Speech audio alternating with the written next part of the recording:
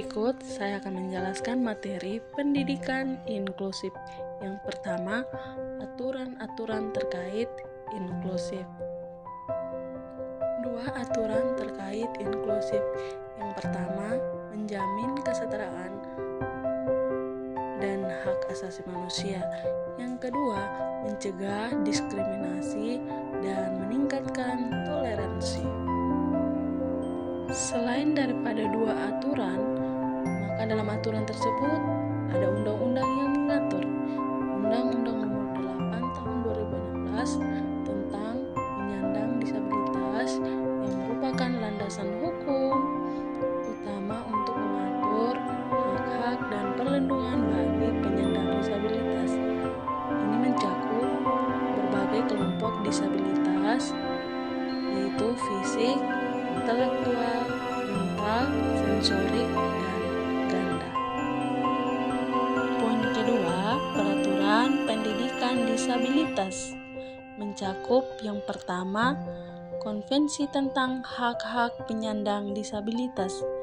Ini berarti perjanjian internasional yang paling komprehensif tentang hak-hak disabilitas.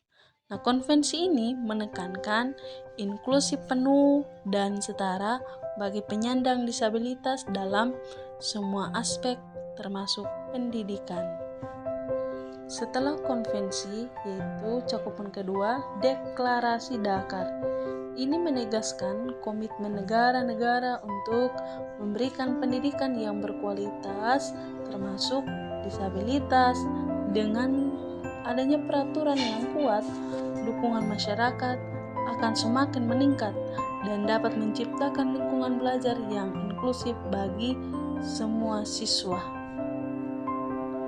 Berikut peraturan pendidikan inklusif di Indonesia. Nah, pendidikan inklusif adalah sebuah sistem pendidikan yang memberikan kesempatan bagi semua siswa atau semua orang, termasuk mereka yang memiliki kebutuhan untuk belajar bersama. Dan dalam peraturan bisa juga dijangkau melalui dasar hukum, prinsip dasar inklusif, dan upaya pemerintah untuk membangun kesetaraan yang baik. Setelah aturan-aturan terkait inklusif, kita akan membahas asesmen bagi anak berkebutuhan khusus.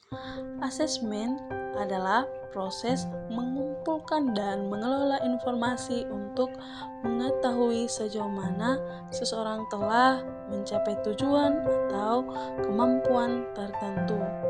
Asesmen ini juga digunakan untuk mengukur kemajuan belajar siswa, mengidentifikasikan yang perlu diperbaiki, dan memberikan umpan balik untuk meningkatkan pembelajaran.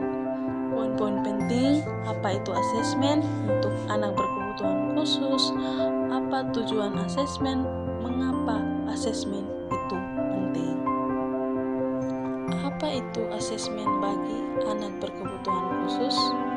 Asesmen bagi anak berkebutuhan khusus yaitu proses pengumpulan data dan informasi yang secara sistematis untuk mengetahui kekuatan, kelemahan, dan kebutuhan belajar anak secara individu ataupun kelompok.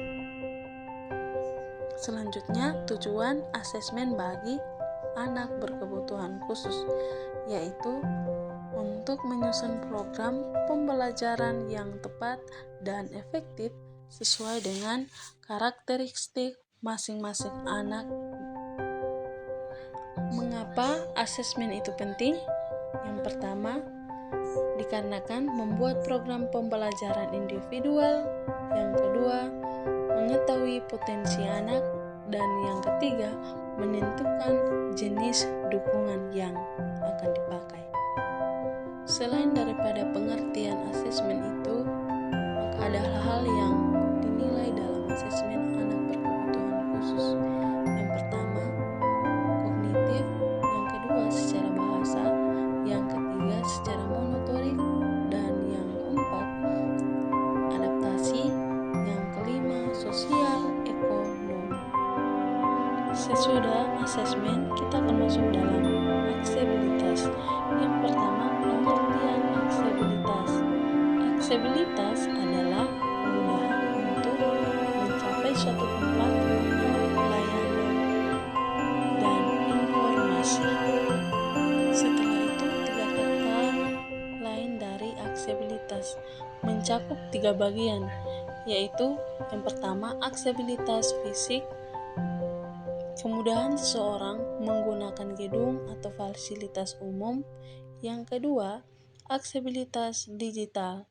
Seseorang dapat mengakses sesuatu melalui media atau gambar dengan alternatif yang ada dalam lingkungan. Dan yang ketiga, aksesibilitas sosial, yaitu kemudahan seseorang berpartisipasi dalam kegiatan sosial yang ada. Setelah itu, pendidikan dan kelompok inklusif. Dalamnya mencakup pengertian pendidikan dan kelompok inklusif, peran pendidikan terhadap kelompok sosial inklusif, dan pelaksanaan pendidikan terhadap kelompok sosial inklusif. Pengertian pendidikan inklusif. Pendidikan inklusif adalah sebuah pendekatan yang meyakini bahwa semua individu, terlepas latar belakang, kemampuan, atau tantangan yang mereka hadapi, berhak mendapatkan pendidikan yang berkualitas, juga bisa diterima, dihargai, dan mereka memiliki penuh kesempatan untuk berkembang secara maksimal. Setelah pengertian, yang kedua, kelompok inklusif.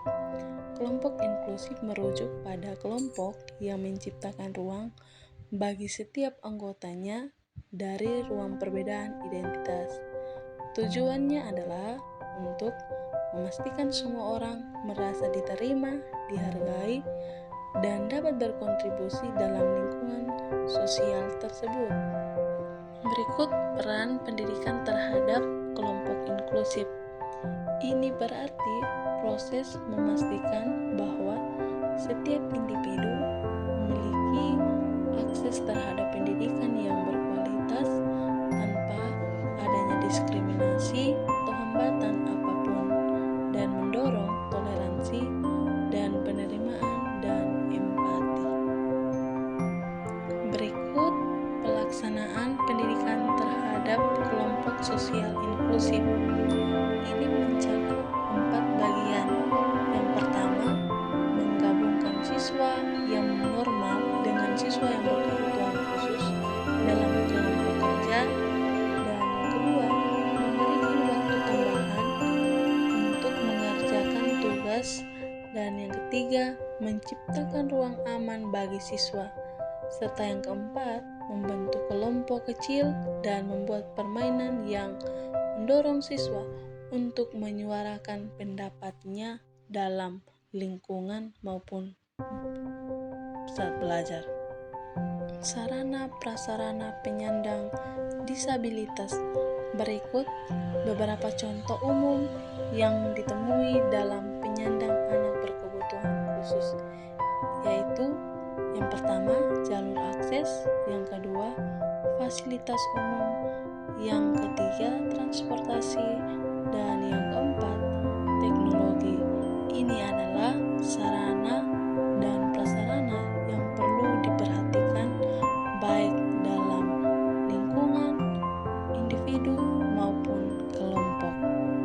Selanjutnya, rencana pembelajaran terhadap kelompok sosial inklusif, yaitu sesuatu yang dirancang dan dipastikan melalui kebutuhan siswa, kegiatan yang dilakukan.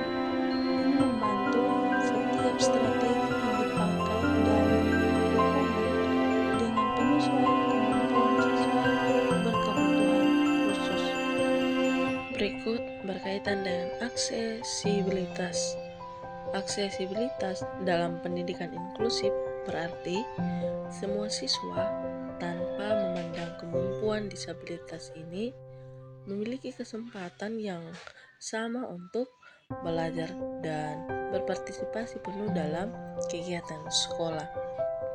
Misalnya saat diadakan wawancara, perkunjungan, atau interaksi-interaksi lainnya. Dalam aksesibilitas terdapat aspek-aspek yang berkaitan dengan pendidikan inklusif. Yang pertama, aspek fisik, yang kedua, akses teknologi, yang ketiga, akses informasi, dan yang keempat, akses dukungan. Materi terakhir berkaitan dengan pemahaman masyarakat terhadap pendidikan inklusif. Pendidikan masyarakat terhadap pendidikan inklusif masih beragam. Ada yang masih bersifat terbuka, mendukung, dan juga ada yang masih memiliki pandangan yang terbatas.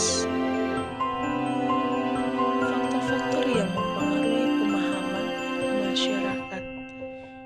Yang pertama, informasi. Kedua, pengalaman langsung. Ketiga, latar belakang budaya pendidikan. Ini adalah tantangan bagi orang-orang yang berkebutuhan khusus dan mempengaruhi proses belajar mereka. Kesimpulan dari pemahaman masyarakat tentang pendidikan inklusif itu adalah meningkatnya pemahaman masyarakat tentang pendidikan inklusif atau proses yang berkelanjutan. Dengan kerjasama, semua pihak dapat menciptakan lingkungan belajar yang inklusif bagi semua anak berkebutuhan khusus ataupun anak yang normal-normal saja.